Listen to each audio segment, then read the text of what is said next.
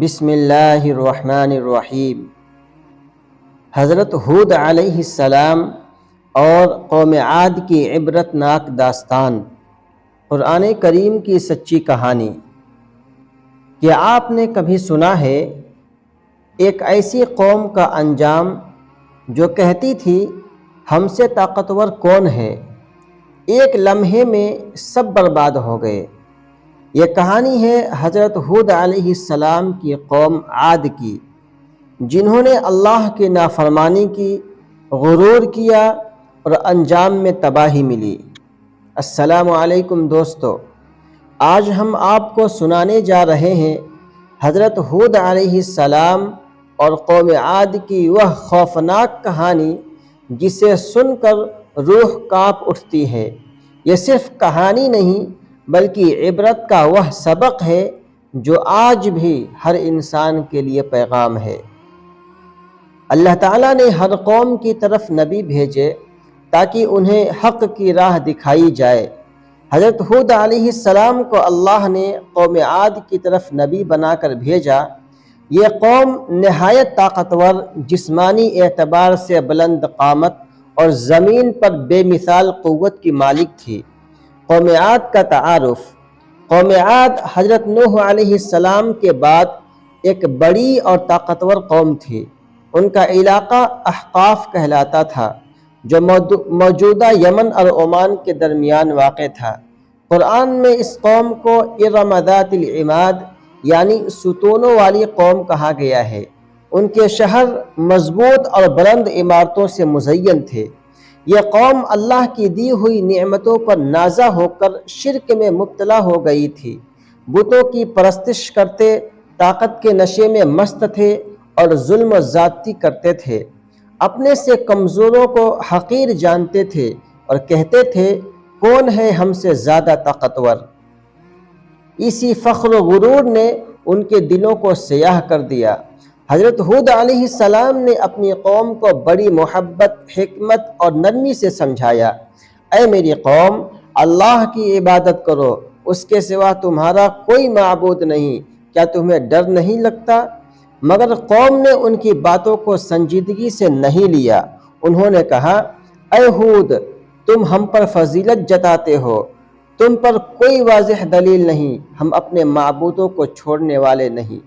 ہود علیہ السلام نے فرمایا، میں تم سے اس کام پر کوئی معاوضہ نہیں مانگتا، میرا اجر تو صرف اللہ پر ہے۔ تم اللہ سے معافی مانگو، توبہ کرو، وہ تمہیں معاف اور طاقت دے گا۔ مگر ان کے دلوں پر مہر لگ چکی تھی۔ قوم عاد نے ہود علیہ السلام کا مذاق اڑایا، کہنے لگے، کیا تم ہمیں ڈراتے ہو کہ ہم پر عذاب آئے گا؟ ہم نہیں ڈرتے، تمہارا خدا ہمارا کچھ نہیں بگاڑ سکتا۔ حضرت ہود علیہ السلام نے اللہ سے دعا کی، یا اللہ، یہ قوم انکار پر اڑی ہوئی ہے، اب تیرا فیصلہ چاہیے۔ اللہ نے عذاب کا وعدہ سچ کر دکھایا۔ ایک خوفناک ہوا جو 8 دن 7 راتوں تک مسلسل چلی، ایسی تیز و تند آندھی کہ مضبوط ترین جسم بھی تنکوں کی طرح اڑ گئے۔ قرآن میں آیا، وہ ہوا ایسی تھی جو ہر شے کو اکھاڑ پھینکتی تھی، یہاں تک کہ ان کے جسم کھجور کے کھوکھلے تنوں کے مانند پڑے تھے۔ یہی وہ انجام تھا قوم عاد کا جو طاقت پر نازا تھی۔ قرآن کی زبانی، اور عاد کو ہم نے ہلاک کیا، پس دیکھو ان کے گھر کھنڈرات بن گئے، تاکہ عقل والے نصیحت حاصل کریں۔